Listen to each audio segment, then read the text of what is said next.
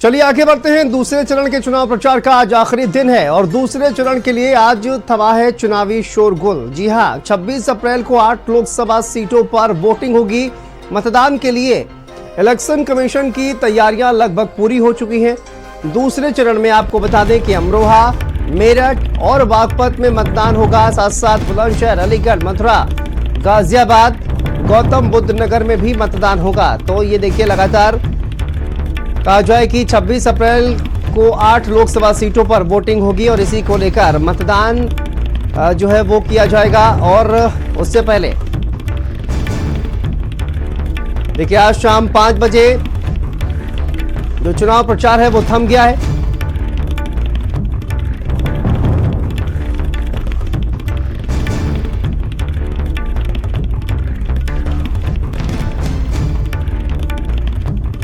तो दूसरे चरण के चुनाव प्रचार का आज आखिरी दिन, शाम 5 बजे देखिए इस पर ब्रेक लग गया है। 26 अप्रैल को 8 लोकसभा सीटों पर इसके लिए वोटिंग होगी। तो दूसरे चरण के चुनाव प्रचार का शोर थम गया है। आपको बता दें कि आज आखिरी दिन था दूसरे चरण के चुनाव प्रचार का। तमाम दिग्गज मैदान में नजर आए और 26 अप्रैल को 8 लोकसभा सीटों के लिए वोटिंग होगी। और लगातार देखिए तैयारियां जो है वो की जा रही थी और अब पूरी तरह से कहा जाए कि जो चुनावी शोर है वो थम गया है।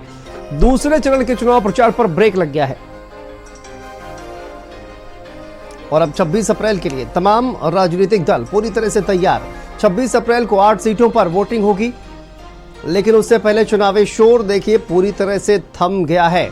तमाम दिग्गज लगातार चुनाव प्रचार करते हुए नजर आए हैं।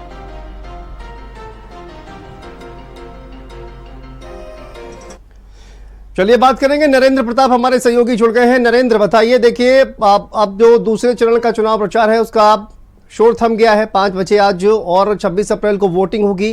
क्या कुछ जानकारी और किस तरह का माहौल नजर आ रहा है पूरे पश्चिम उत्तर प्रदेश की 8 सीटों की अगर बात की जाए अलग अलग जगहों से, किस तरह का रुझान? देखिए, ये जो 8 सीटें हैं इनमें से एक सीट जो है वो केवल विपक्ष के पास थी, बाकी जो 7 सीटें हैं वो बीजेपी के पास थी।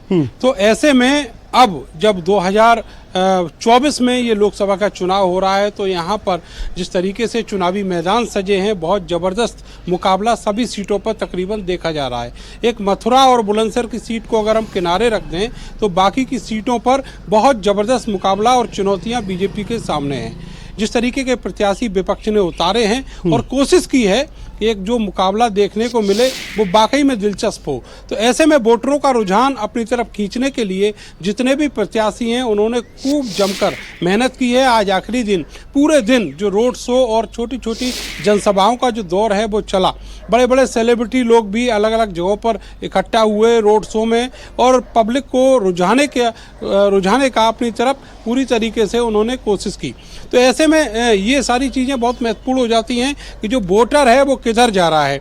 अगर पहले चरण का जो वोटिंग ट्रेंड था उसकी बात करें तो ऐसा लगता है कि जो करीब 3 सीटें ऐसी हैं जहां पर बीजेपी एक साइड में खड़ी हुई दिखाई देती है, जीत की तरफ अग्रसर दिखाई देती है, और जो बाकी की सीटें हैं वहां सब पर उसको संघर्ष करना पड़ रहा है। नोएडा, गाजियाबाद की सीट हो, चाहे वो बागपत की सीट हो, मेरठ की सीट हो। ठीक है नरेंद्र, वापस आएंगे आपके पास। स्वाति भी हमारे साथ जुड़ गई हैं। स्वाति, क्या जानकारी सामने आ रही है? अब देखिए किस तरह से जो चुनाव प्रचार का शोर है वो लगातार अब थम चुका है। अब आगे किस तरह की तैयारियां जो है वो की जा रही हैं चुनाव आयोग की तरफ से, किस तरह की तैयारियां और किस तरह की तैयारियां कहा जाए कि 26 अप्रैल की जो वोटिंग होने वाली है उसको लेकर तमाम मतदान कर्मी करते हुए नजर आ रहे हैं?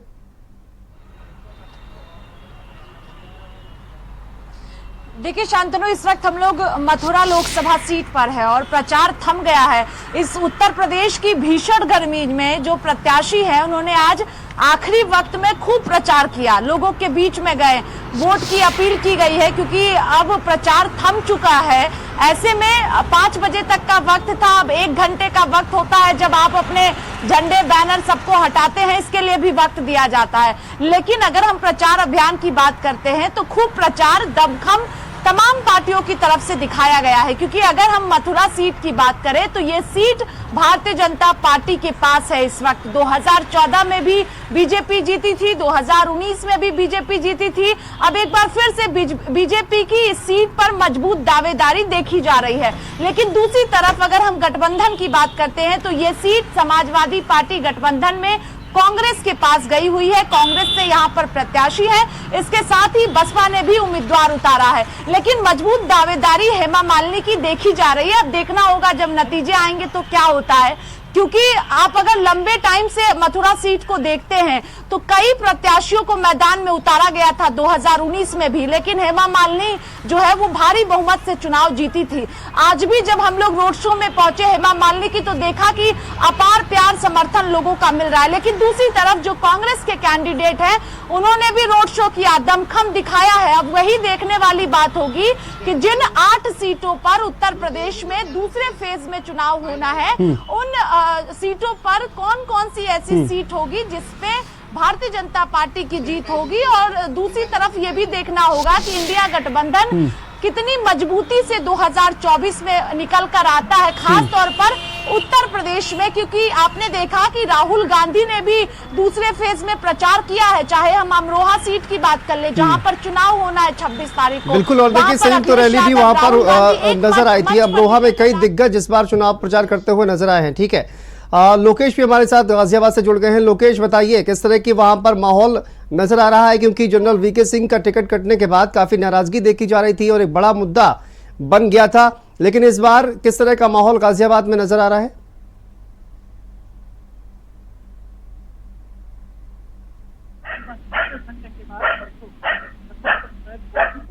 मतदान शुरू होगा और इसके बीच में माहौल कुछ इस तरीके का है कि अब केवल एक जनसंपर्क का माध्यम रह जाएगा और सोशल मीडिया, जिसके जरिए जो कैंडिडेट हैं वो अपना प्रचार प्रसार कर सकेंगे।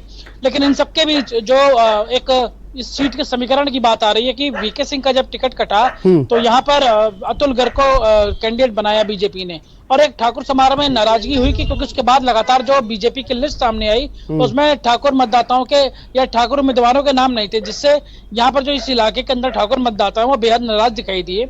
उन्होंने यहाँ पर प्रदर्शन किया। अब प्रदर्शन का नतीजा ये रहा कि बीजेपी उन्हें मनाने में जुट गई, चाहे वो राजनाथ सिंह रहे हों या फिर उनके बेटे। लगातार धौलाना विधानसभा में उन्हें कैंप कराया गया जो एक ठाकुर बहुल क्षेत्र है, और वहां पर जब उन्हें नाराजगी दूर करने की कोशिश की गई। लेकिन आगामी चुनाव में इसका खामियाजा बीजेपी को भुगतना पड़ सकता है। वजह यह है कि बीएसपी ने इस बार जो अपने कैंडिडेट फील्ड किए हैं और बेहद सोची समझी रणनीति के तहत किए हैं। उन्होंने यहाँ पर ठाकुर उम्मीदवार को उतारा है जो कि बीजेपी को साफ तौर पर नुकसान पहुंचाते दिखेंगे। लेकिन आज चुनाव प्रचार का जब आखिरी दिन था, तमाम जो कैंडिडेट थे चाहे वो कांग्रेस के हों या बीजेपी के हों, उन्होंने रोड शो के माध्यम से अपनी मजबूती और अपने इरादों को जताया कि आखिर किस तरीके से चुनाव में बेहतर तरीके से प्रचार किया जाएगा और उनके जीत दर्ज कर सके। वो इसके लिए उन्होंने तमाम वादे की। अब जब 5 बज चुके हैं, इसमें प्रशासन एक्टिवेट हो गया है फिर से कि अब किसी तरीके की सार्वजनिक स्थल पर ना तो कोई जनसभा होगी, ना रैली होगी, ना कोई संगोष्ठी होगी, बस 1-to-1 जनसंपर्क कर सकते हैं। इसके अलावा सोशल मीडिया एक ऐसा माध्यम है जिस पर विशेष निगाह रखी जा रही है, क्योंकि अफवाहों का बाजार गर्म होगा। वोट के पोलराइजेशन के लिए सोशल मीडिया का यूज किया जाएगा। तो ऐसे में इलेक्शन कमीशन इस बार बेहद सख्त है, क्योंकि उसके पास ये राइट्स हैं कि कई जगहों पर जो प्रशासनिक अफसर हैं जो है, देखिए डोर टू डोर प्रचार करते हुए तमाम लोकेश जो नेता हैं वो नजर आएंगे। विपिन हमारे साथ जुड़ गए हैं। विपिन, आप चूंकि अब आरएलडी के काजा के खाते में बागपत की सीट पहुंची हुई है, किस तरह की वहां पर तस्वीरें नजर आ रही हैं, लेकिन हमने देखा आरएलडी और बीजेपी के जो तमाम कार्यकर्ता हैं आपस में ही कहीं ना कहीं नाराजगी भी नजर आ रही है। लोकल बागपत की अगर बात की जाए तो वहां पर किस तरह का माहौल नजर आ रहा है और संगठन में क्या ये नाराजगी अभी भी नजर आ रही है या फिर सब कुछ ठीक चल रहा है?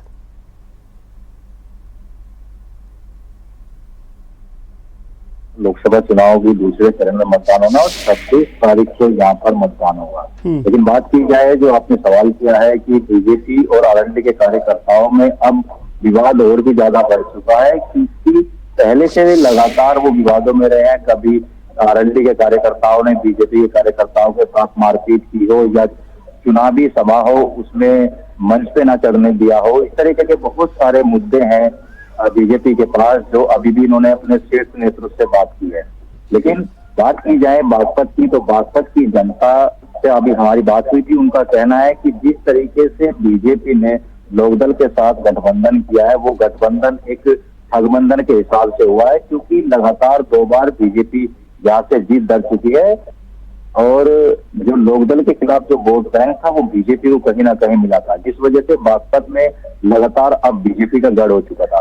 माना यह जाता था पहले ही कि लोकदल का गढ़ है, क्योंकि किसानों के आंदोलन की बात की जाए या किसी भी किसानों से जुड़ी हुई बात हो तो राष्ट्रीय लोकदल हो या भारतीय किसान यूनियन के कार्यकर्ता हो, जोरों शोरों से उठाते थे। लेकिन खाप चौधरी भी अब इस गठबंधन से नाराज है, या तो वो कह रहे हैं कि बीजेपी और लोकदल को हराने वाले कैंडिडेट को वोट करेंगे, अन्यथा वे वोट भी नहीं करेंगे। क्योंकि कहीं ना कहीं अब ये जो गठबंधन हुआ है, इससे अब नाराजगी और भी ज्यादा निकल के सामने आई है। देश खाप चौधरी हैं और थामा चौधरी हैं और भी चौधरी हैं जिन्होंने अब नाराजगी जाहिर की है। बात कर लें जिला पंचायत सदस्य हों बीजेपी के, उन्होंने भी अब साफ तौर पर नाराजगी जाहिर करके अपनी वीडियो को सोशल मीडिया पर वायरल किया है कि अब हम 26 अप्रैल की, लेकिन विपिन 26 अप्रैल की तैयारियां किस तरह से चल रही हैं? अगर बात की जाए देखिए 26 अप्रैल को वोटिंग की जो प्रक्रिया है उसकी शुरुआत हो जाएगी, तो वहां पर तैयारियां किस तरह की चल रही हैं और इलेक्शन कमीशन की तरफ से किस तरह की तैयारियां की गई हैं? बिल्कुल शांतनु, 26 तारीख की तैयारी को लेकर जो बागपत के जो डीएम हैं उन्होंने पूर्ण तरीके से तैयारी कर ली है। कल पोलिंग पार्टी भी रवाना होगी और चप्पे चप्पे पर आज भी जो जो बूथ अति संवेदनशील है और संवेदनशील है उन बूथों पर पुलिस फोर्स आज से ही तैनात कर दी गई है, क्योंकि किसी भी तरीके से जो बागपत के जो डीएम हैं जेपी सिंह, उनका कहना है कि कोई भी चुनाव में अगर उल्लंघन करता है या किसी भी तरीके की आपत्तिजनक पोस्ट अगर सोशल मीडिया पर डालता है, उनके खिलाफ बड़ी कार्रवाई होगी, चाहे वो किसी भी पार्टी का नेता हो चाहे किसी भी पार्टी का कार्यकर्ता हो। तो बात की जाए पुलिस प्रशासन की, बागपत के जो एसपी हैं पृथ्वी के, उन्होंने भी साफ तौर पर एक अपनी बाइट जारी की। उसमें साफ तौर पर कहा है कि जो मतदाता है वो अपना मतदान करने के लिए जल्द से जल्द ज्यादा बाहर निकले और वोट प्रतिशत को ज्यादा बढ़ाए। लेकिन अगर कोई भी उन्हें बीच रास्ते में रोकता है या उनके साथ कोई भी बदतमीजी करता है तो उसकी शिकायत वो तत्काल पुलिस को करेंगे और पुलिस के बाद शिकायत होने के बाद कि चप्पे चप्पे पर नजर जो है वो बनाकर रखी हुई है। ठीक है, दानिश अजीज हमारे सहयोगी जुड़ गए हैं। दानिश, बताइए किस तरह का माहौल इस वक्त नजर आ रहा है? पहले कहा जाए कि जो दूसरे चरण का चुनाव प्रचार लगातार हो रहा था, चूंकि शोर वो थम गया है, अब 26 अप्रैल को मतदान होना है, किस तरह की तैयारियां चल रही हैं और क्या माहौल इस वक्त नजर आ रहा है? बिल्कुल, देखिए कहीं ना कहीं अब ज़िला प्रशासन यानी जो चुनाव जो है के अंडर काम करता है वो पूरी तरीके से अब निगरानी समिति उसकी सक्रिय हो गई है, क्योंकि अब जिस तरीके से जो चुनाव प्रचार है वो बंद हो चुका है, तो अब यहाँ पर जो सोशल मीडियाज़ पे जिस तरीके से प्रचार प्रसार होता है उस पर निगरानी रखी जाएगी कि हाँ कि कोई भी जो प्रत्याशी है वो सोशल मीडिया पे अपना प्रचार प्रसार न कर पाए। साथ ही सबसे ज़्यादा जब वोटिंग का टाइम आता है तो उस वक्त अगर हम कहें तो पैसा बंटने की खबरें आती हैं, शराब बांटे जाने की खबर आती है या गिफ्ट बांटे जाने की खबर आती है। इसको लेकर कई सेक्टर यहाँ पर बनाए गए हैं, अलग अलग जोन में अलग अलग तरीके से, चाहे वो पुलिस की टीमें हों, डिस्ट्रिक्ट एडमिनिस्ट्रेशन की टीमें हों, वो अपना काम कर रही हैं, वो निगरानी कर रही हैं। पुलिस की जो है हर जोन में 12-12 टीमें बांटी गई हैं। साथ ही नोएडा पुलिस ने अभी थोड़ी देर पहले ही एक ऐप भी लॉन्च कर दिया है कि हाँ उस ऐप के जरिए लोग बता सकते हैं कि हाँ उनको वोट के लिए कहीं खरीद फरोख्त तो नहीं हो रही, यानी आम लोग को अवेयर किया जा रहा है, जागरूक किया जा रहा है कि हाँ कम से कम, क्योंकि अब प्रचार प्रसार खत्म हो चुका है और जब वोटिंग का टाइम नज़दीक आता है तब इस तरीके की हरकतें और इस तरीके की चीज़ें देखने को मिलती हैं। उन चीज़ों को रोकने के लिए अब डिस्ट्रिक्ट एडमिनिस्ट्रेशन पूरी तरीके से सड़कों पर है, कहीं ना कहीं पूरी तरीके से अब साफ कह दिया कि कोई भी प्रत्याशी अगर इस तरीके की चीज़ें करता दिखा यानी आदर्श आचार संहिता का उल्लंघन करते दिखा तो उसके खिलाफ कार्यवाही करी जाएगी। तो अब देखना होगा जिस तरीके से ये टीमें तैयार करी गई हैं, टीमें जो हैं अब अलग अलग वो घने इलाके जहाँ पर इन सब चीज़ों के चांसेस ज़्यादा होते हैं कि हाँ वहाँ पर पैसे बांटे जाएँ, शराब बांटी जाए या और भी कोई गिफ्ट वोट खरीदने के लिए वोट की खरीद फरोख्त होती है, उसको लेकर जो टीमें हैं वो पूरी तरीके से निगरानी रख रही हैं। हालांकि जो इलेक्शन कमीशन है उसका भी एक ऐप है, उसके में भी शिकायत करी जा सकती है, उसमें डॉक्यूमेंट, वीडियोस, फोटो कुछ भी अपलोड किया जा सकता है अगर कोई ऐसी चीजें देखी जाती है। बिल्कुल, देखिए टेक्नोलॉजी का भी सहारा कहीं ना कहीं दानिश जो है वो इलेक्शन कमीशन के द्वारा लिया जा रहा है और जाहिर है इसकी वजह से जो एक मास तरीके से नजर जो है वो कहीं ना कहीं रखी जा रही है। लेकिन नरेंद्र, मैं आपका रुख कर लेता हूं कि एक बार कहा जाए कि देखिए अरुण गोविल को वहां पर प्रत्याशी बनाया गया, जिसके बाद ये कहा जा रहा था कि पूरी तरह से जो बीजेपी है उनको ये यकीन था कि लहर भारतीय जनता पार्टी के पक्ष में नजर आएगी। लेकिन उसके बाद हमने देखा अरुण गोविल वहां पर चुनाव प्रचार करते हुए नजर आए हैं। बड़ी संख्या में लोग भी हालांकि जो उनका रोड शो है उसमें दिखाई दिए और हमने बात भी इस पूरे मामले पर की थी। तो लेकिन अब इस वक्त की अगर बात की जाए तो क्या वहां पर तस्वीरें नजर आ रही हैं अरुण गोविल के समर्थन में माहौल नजर आ रहा है या फिर वहां पर कांटे का मुकाबला इस वक्त नजर आ रहा है नरेंद्र? देखिए, भारतीय जनता पार्टी ने अरुण गोविल को यहाँ पर चुनाव मैदान में उतारा है तो उसके लिए तैयारियां और उसके बाद में उनको जमीन पर उतारने के लिए पूरी कोशिश की और जो एक कनेक्ट होता है जनता से वो बनाने की पूरी तरीके से कोशिश की है। लेकिन आपको बताएं कि विपक्ष ने उनके बाहरी होने के मामले को मुद्दा बनाया है इस चुनाव में और करीब करीब हर रोज अरुण गोविल ये सफाई देते हुए नजर आए कि जो मेरा कनेक्शन है वो मेरठ से है, मेरा जन्म मेरठ का है, मेरी पढ़ाई लिखाई मेरठ की है। इसके अलावा उन्होंने अपनी ससुराल भी एक चुनावी मंच से बताई और बताया कि उनकी पत्नी अलीगढ़ की रहने वाली है और वो जाति से ठाकुर है। तो इस तरह की जो चीजें लगातार चलती रही उसका कहीं ना कहीं कोई ना कोई इम्प्रेशन जरूर है और इसको जनता भी समझ रही है। मगर फिलहाल मंगलसूत्र वाला जो बयान है, चाहे वो विरासत टैक्स हो या मंगलसूत्र वाला जो बयान है, पिछले 2-3 दिन से अगर देखा जाए तो ये प्रधानमंत्री की तरफ से भी लगातार जिक्र किया जा रहा है। क्या ये कोई मुद्दा बनेगा या इसका कोई प्रभाव दिखाई दे रहा है क्या जमीन पर? देखिए, ये जो बयान आने शुरू हुए हैं बीजेपी की तरफ से या फिर अब जो आज सैम पित्रोदा का जो बयान देखने को मिला है, ये सब पहले चरण का जो चुनाव मतदान हुआ उसके बाद ये इस तरीके के बयान आए हैं। आपने देखा होगा कि पहले चरण के चुनाव मतदान के पहले जितना भी प्रचार हुआ कहीं ऐसा कोई विवादित बयान नहीं आया।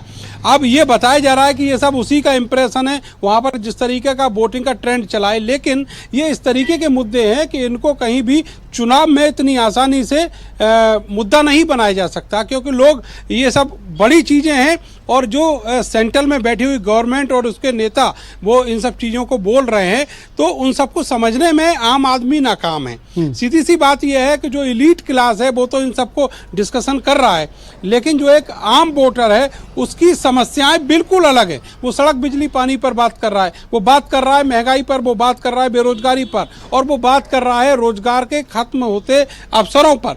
उसकी जेब खाली है इस पर बात कर रहा है। बाजार में जिस तरीके से खाने पीने की चीजों के दाम बढ़े हैं, उसकी जरूरत की जो चीजें हैं उनके दाम बढ़े हैं, उन सब पर बात कर रहा है। शिक्षा स्वास्थ्य की लेकिन कहीं ना कहीं मुद्दों में भटकाना, बरगलाना, ये भी कहीं ना कहीं ये जो वर्ग जिसकी आप बात कर रहे हैं नरेंद्र, ये कहीं ना कहीं जल्दी जो तमाम मुद्दे हैं इनमें फंसता हुआ नजर आता है। स्वाति, लेकिन ये जो मंगलसूत्र वाला बयान है, देखिए जिस तरह से नरेंद्र ने कहा कि पहले चरण के चुनाव के बाद पहले चरण में इस तरह के मुद्दे नजर नहीं आए, ना ही मैनिफेस्टो का जिक्र किया गया कि मैनिफेस्टो में, हालांकि पहले इस तरह के आरोप लगाए गए हैं कि देखिए इस पर मुस्लिम लीग की छाप है या फिर कांग्रेस जो है वो तोड़ना चाहती है। इस तरह के मुद्दे पहले चरण में कम नजर आए हैं, लेकिन अब आक्रामक तरीके से बीजेपी चुनाव प्रचार करती हुई नजर आ रही है। तो जमीन पर इसका कितना असर दिखाई दे रहा है और पब्लिक का क्या रिएक्शन इन तमाम मुद्दों को लेकर नजर आ रहा है?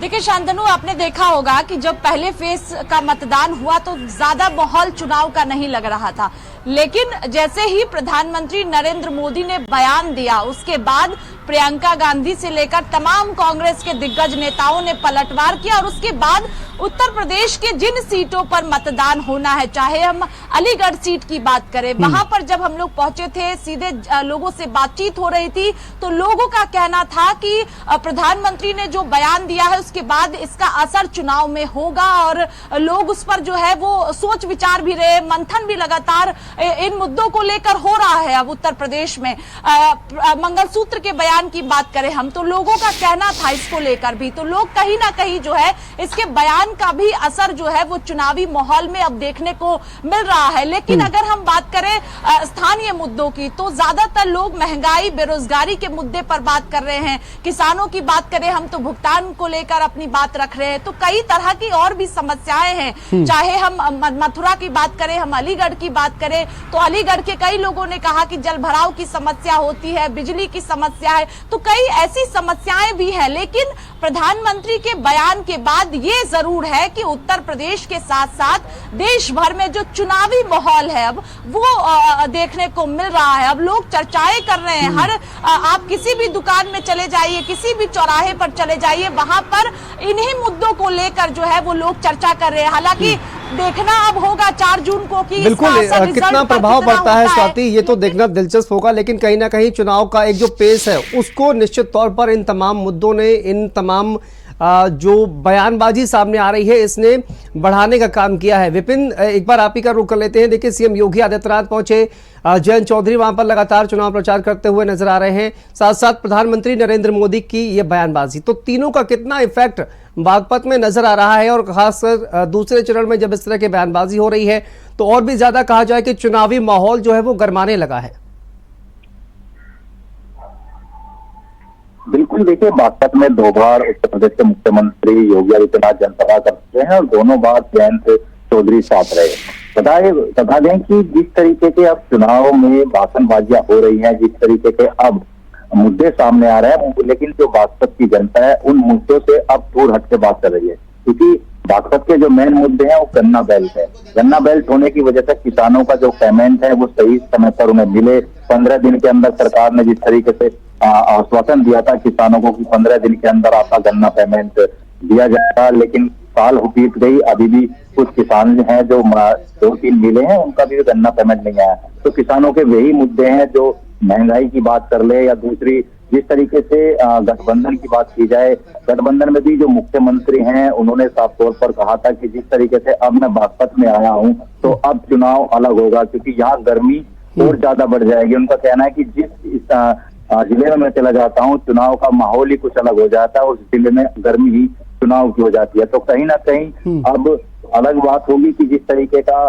भी चुनाव चलेगा या जिस तरीके के वो यहाँ के जो मुद्दे हैं मेन मुद्दे तो किसानों के हैं, क्योंकि किसानों का जो गन्ने का जो भुगतान है वो नहीं हो पाया है, और ना ही जो यहाँ की बेरोजगारी है, युवाओं की बेरोजगारी की बात कर ली जाए। हालांकि अभी एक जो अमूल का फैक्ट्री, बिल्कुल, देखिए ये तमाम स्थानीय मुद्दे हैं जो काफी ज्यादा कहा जाए कि इफेक्टिव और निश्चित तौर पर साबित होंगे। विपिन, फिलहाल बहुत बहुत शुक्रिया आपका इस तमाम जानकारी के लिए, नजर बना के रखिए। लेकिन देखिए, बागपत में कहा जाए कि चुनावी माहौल गरमाता हुआ नजर आ रहा है, स्थानीय मुद्दे लगातार बरकरार है और इन 8 सीटों पर जो चुनावी 26 अप्रैल से जो मतदान की प्रक्रिया शुरू होगी, देखना दिलचस्प होगा। क्योंकि पहले चरण में अगर बात की जाए तो यहाँ पर मतदान का प्रतिशत घटता हुआ नजर आया था, लेकिन अब चूंकि दूसरे चरण में बयानबाजी जोरदार तरीके से हो रही है और दोनों ही तरफ से आरोप प्रत्यारोप का जो दौर है वो लगातार चल रहा है, ऐसे में क्या मतदान का प्रतिशत बढ़ेगा ये भी देखना अपने आप में दिलचस्प होगा।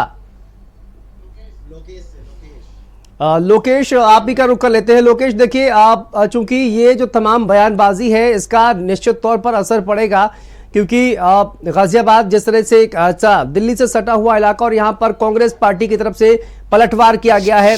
हमने देखा कि किस तरह से वहां पर प्रियंका गांधी का एक वीडियो जो है वो वायरल हो रहा है, जिसमें उन्होंने कहा मंगलसूत्र वाले बयान पर पलटवार करते हुए नजर आई है। तो आरोप प्रत्यारोप का दौर यहाँ भी चल रहा है। गाजियाबाद में कितना असर इन बयानबाजी का, इन मुद्दों का नजर आ रहा है? देखिए शांतनु, जो गाजियाबाद का लोग है या जो गाजियाबाद के रहने वाले लोग हैं वो बेहद इस चुनाव को बड़ी कीनली वॉच कर रहे हैं। इसकी कुछ वजहें हैं कि पहला जब फेज चुनाव का हुआ उसके बाद ये बातें सामने आई अलग अलग लोगों की तरफ से। हालांकि दावा बीजेपी ने भी किया कि हम आगे चल रहे हैं और गठबंधन ने भी किया, लेकिन इसके बाद अगर आप देखें तो अचानक चुनाव प्रचार के अंदर बदलाव हुए। खुद जो है चुनाव प्रचार के अंदर मंच से ये बोला जाने लगा कि कांग्रेस आएगी तो शरिया कानून लेकर के आ जाएगी। इसके अलावा प्रधानमंत्री के भी बयानात आए इस तरीके के, जो कि साफ तौर पर इशारा करते हैं कि पोलराइजेशन किस तरीके से वोटों का किया जा सके।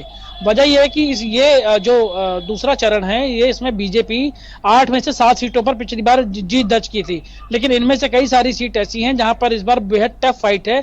बीजेपी को भी वहां पर चुनाव प्रचार करने में बेहद कठिनाई हुई और वहां पर चुनाव जीतने के लिए बड़ी मशक्कत करनी पड़ रही है। और दूसरी तरफ जिस तरीके से प्रियंका गांधी का यह बयान आया कि मेरी मां ने मंगलसूत्र गवाया है, इसका मतलब यह है कि सिंपैथी कैसे गेन की जा सके। तो चुनाव जो है वो साम दाम दंड भेद इन चारों आधार पर चलता है।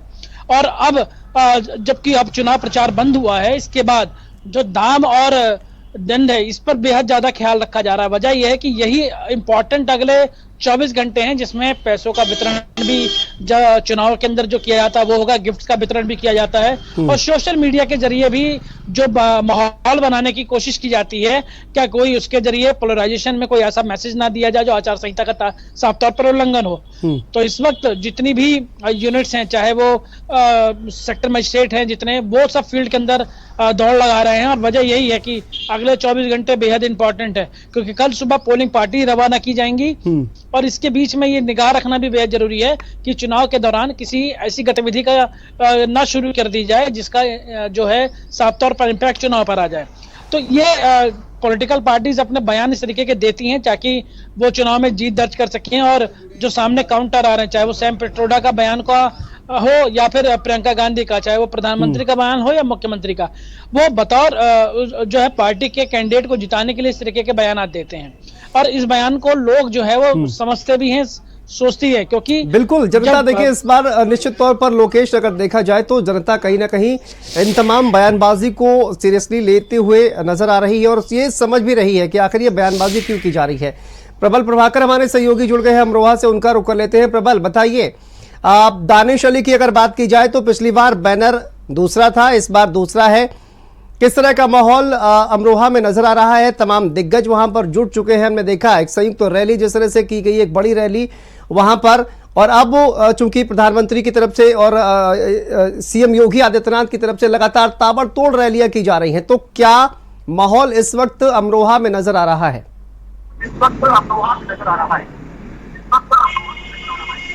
देखिए, अमरोहा में दूसरे चरण में 26 अप्रैल को मतदान होना है और लगातार यहाँ पर जो प्रशासनिक अधिकारी हैं वह तैयारियों में जुटे हुए हैं, लेकिन अब आज 24 अप्रैल को शाम 6 बजे जो है चुनाव प्रचार पूरी तरीके से थम जाएगा और लगातार जो है जो प्रत्याशी थे वह अपना चुनाव प्रचार कर रहे थे वह पूरी तरीके से यहाँ पर थम जाएगा। तमाम जो अधिकारी हैं वह अलर्ट मोड पर हो जाएंगे, जिले की सीमाएं जो है वो सील कर दी जाएंगी, कोई भी बाहरी व्यक्ति जो है यहाँ पर प्रवेश नहीं कर सकेगा। जो चुनाव है वह 26 अप्रैल को होना है और कल यहाँ से पोलिंग पार्टी रवाना की जाएंगी। अगर माहौल की बात करें तो यहाँ पर कांग्रेस प्रत्याशी दानिश अली इस बार चुनावी मैदान में है, जो पिछली बार बसपा के टिकट पर यहाँ से चुनाव जीते थे, जिसके बाद कई बार वह हाईलाइट रहे और इन्हीं मामलों की वजह से बसपा ने उनको निष्कासित कर दिया था, जिसके बाद वह अब कांग्रेस के चुनाव निशान पर चुनाव लड़ रहे हैं। वहीं अगर बात की जाए भाजपा की तो कंवर सिंह तंवर पर भाजपा ने तीसरी बार एक बार फिर दाव लगाया है, यहाँ पर उनको जिताने के लिए पुरजोर कोशिश की जा रही है। आज हाल ही में चुनाव प्रचार के आखिरी दिन जयंत चौधरी ने उनके पक्ष में एक सभा की है। तमाम जो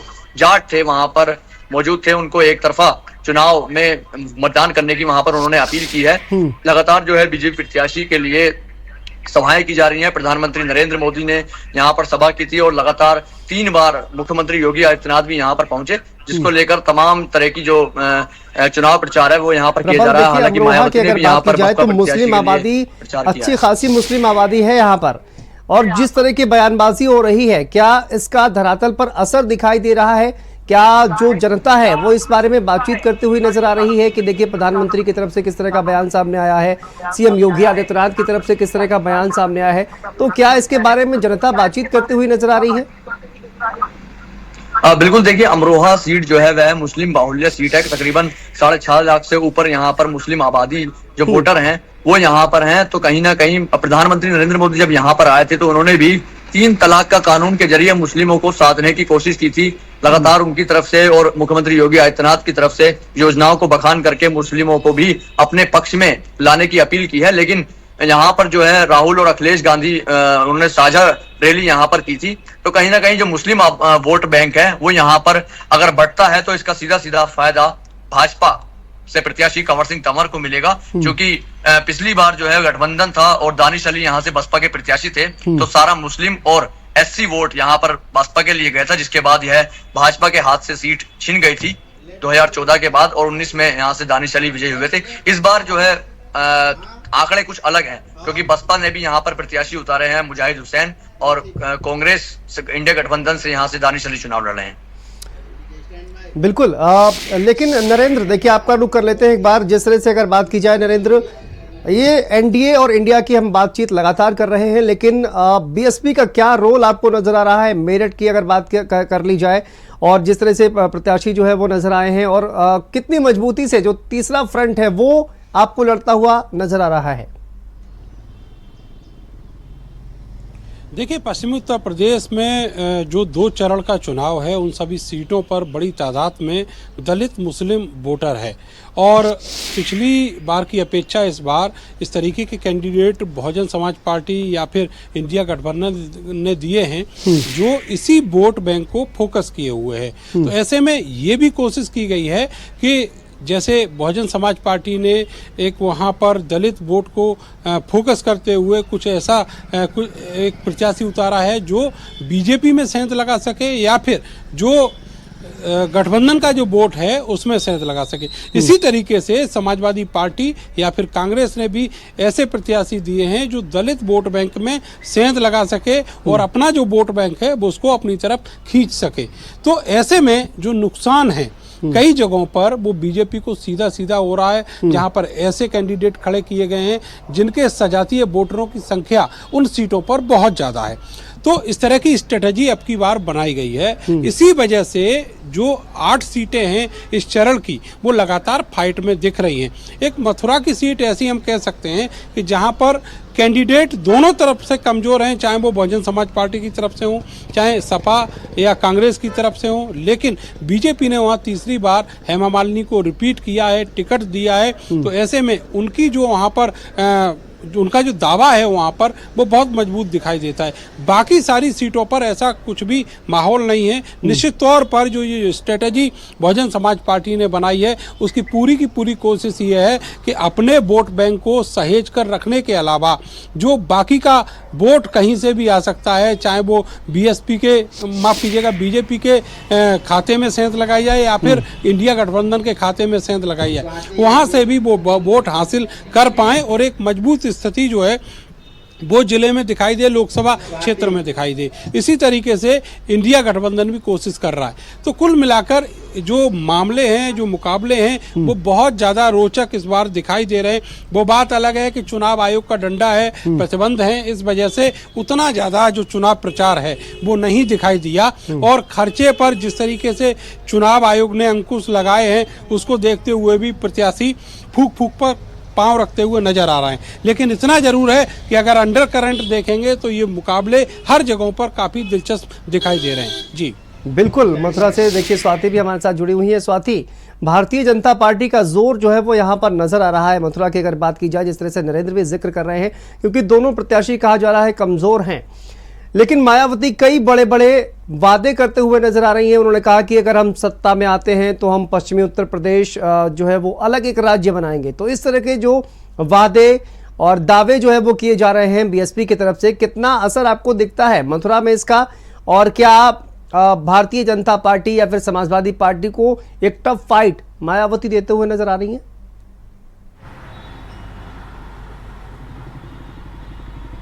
देखिए, मथुरा सीट पर शांतनु बहुत मुश्किल है अगर हम गठबंधन की बात करें या बसपा की बात करते हैं, क्योंकि 2014 के बाद 2019 को आप देखिए कई प्रत्याशी मैदान में थे, उसके बावजूद भी हेमा मालिनी जो भारतीय जनता पार्टी के प्रत्याशी हैं वो भारी प्रचंड बहुमत से चुनाव जीती थी। तो मथुरा सीट पर अगर हम कहें तो कहीं ना कहीं जो कैंडिडेट्स हैं, चाहे कांग्रेस पार्टी की बात करें या फिर हम बसपा की बात करते हैं, तो ज्यादा मजबूत नजर नहीं आ रहे हैं और उस तरह से प्रचार भी नहीं किया गया है। आपने देखा कि मथुरा सीट पर ही कई नामों को लेकर चर्चाएं कांग्रेस पार्टी में हुई थी, लेकिन अभी जो प्रत्याशी उतारे गए हैं गठबंधन की तरफ से वो ज्यादा मजबूत नहीं दिख रहे हैं। लेकिन अब देखना होगा नतीजों में कितना ये तब्दील होता है, नतीजे किस तरह से होते हैं। लेकिन हेमा मालिनी जो 2 बार से सांसद यहाँ पर है, उनको लेकर जनता में जिस तरह से प्रेम दिख रहा था आज रोड शो में भी, और कई लोगों का तो यहाँ तक कहना था कि अगर वो प्रचार करने नहीं भी आती, क्योंकि शिकायतें भी लोगों की है कि सांसद बनने के बाद वो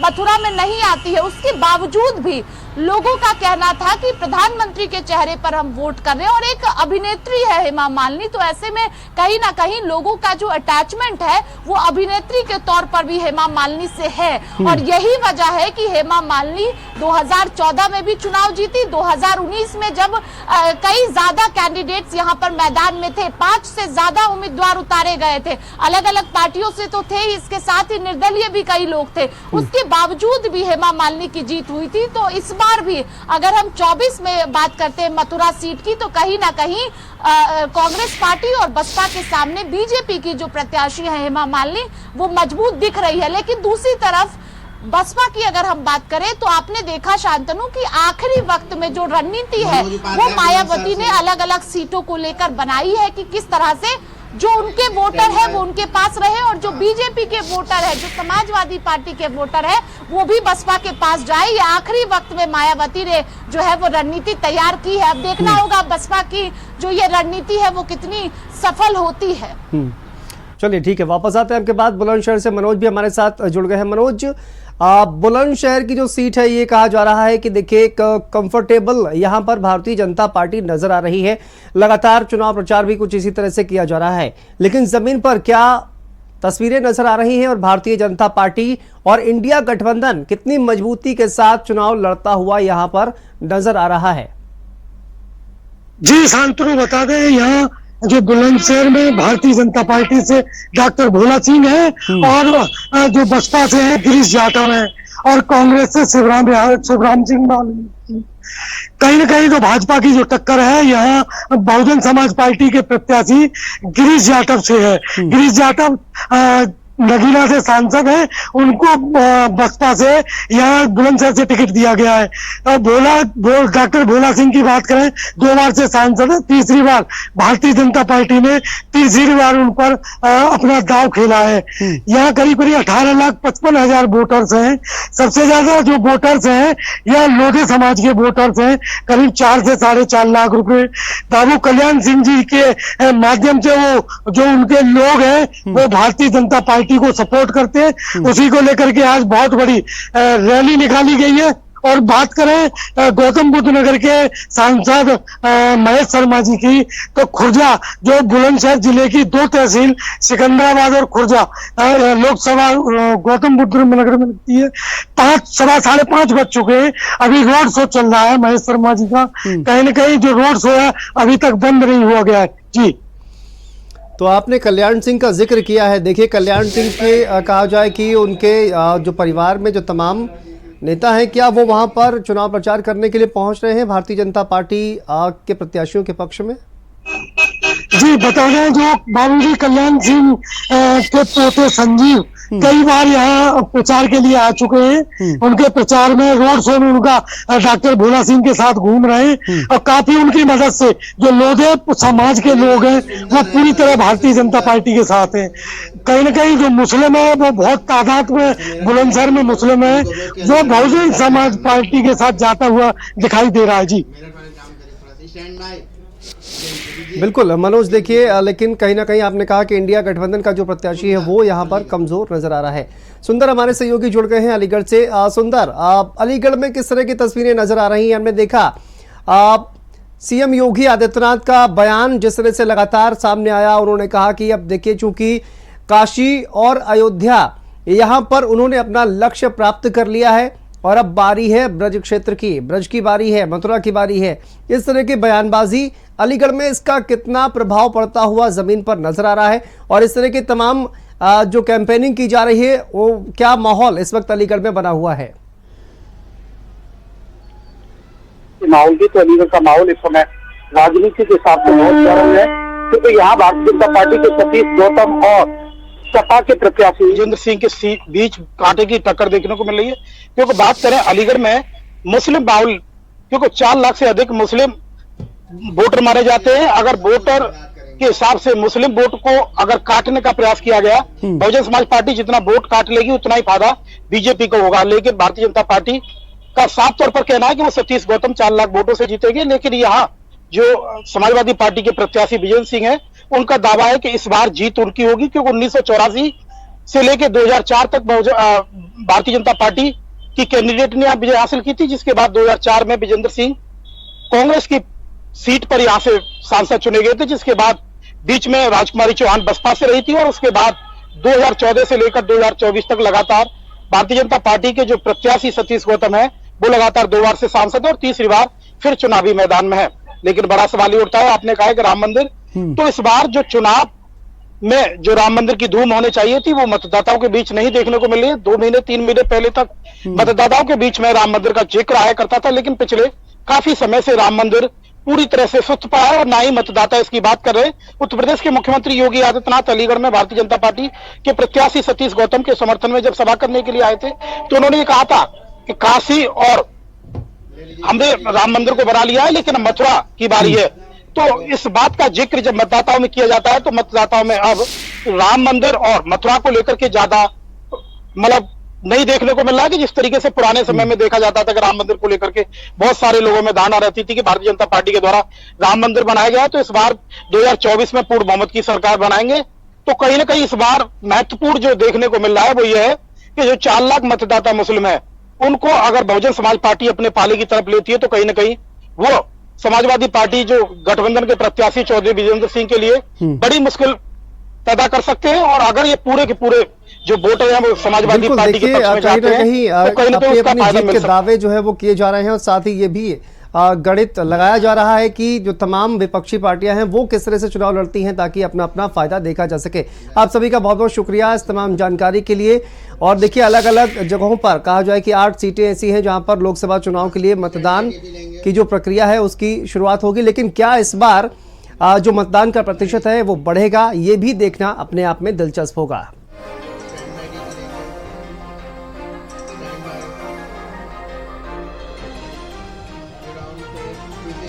चलिए आगे बढ़